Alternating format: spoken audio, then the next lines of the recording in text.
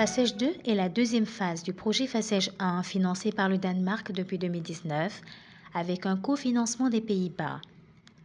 Le projet vise la promotion et la création des MPME, l'appui et accompagnement aux jeunes porteurs de projets et la facilitation d'accès au financement auprès des institutions financières privées.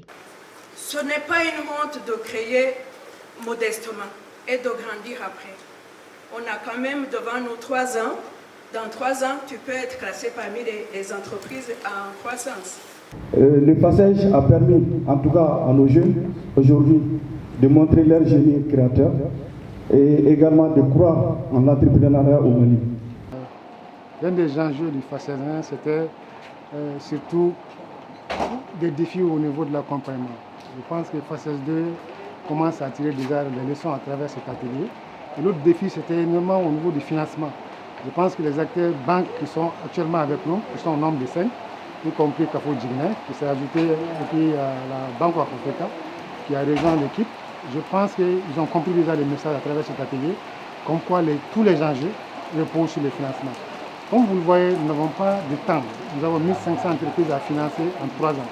Ce n'est pas trop évident, mais si tous les acteurs s'y mettent, comme je l'ai rappelé ce matin, si tous les acteurs sont au même niveau d'information, je pense que les défis seraient relevés ensemble.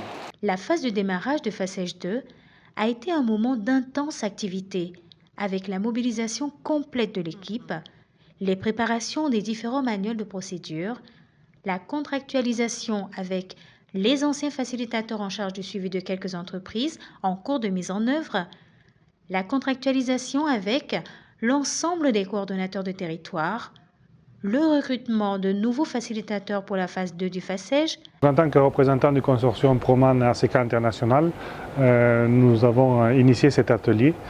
C'est vraiment un atelier technique qui a pour but de faire rencontrer les principaux acteurs clés de la mise en œuvre du FASEJ 2, c'est-à-dire l'équipe du gestionnaire, les facilitateurs, les coordinateurs de territoire, pour ensemble définir les stratégies que l'équipe a déjà élaborées, pour les améliorer, ces stratégies, et ensuite présenter les différents outils, les améliorer, les co-construire ensemble afin de pouvoir, dans le mois qui suit, démarrer la mise en œuvre effective, c'est-à-dire la sélection des jeunes et leur financement. Voilà, c'est le principal objectif de cet atelier, améliorer les outils proposés et pour pouvoir rentrer rapidement dans la mise en œuvre. Pour nous, cet atelier de démarrage du FASEJ 2 est très important.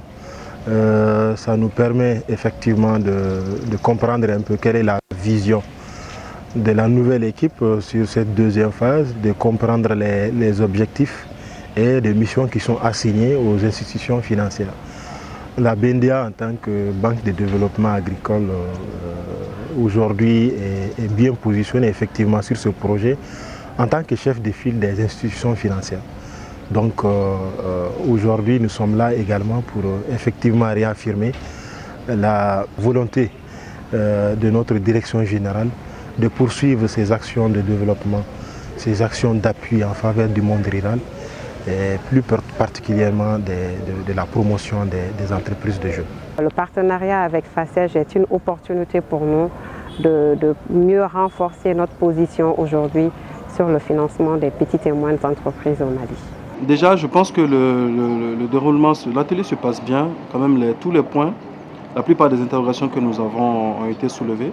Et malgré que cela ait été soulevé, nous avons eu d'autres questions éventuellement, beaucoup de questions qui tournaient autour des contraintes de collaboration entre le coordinateur du programme, qui est Proman, et éventuellement les facilitateurs.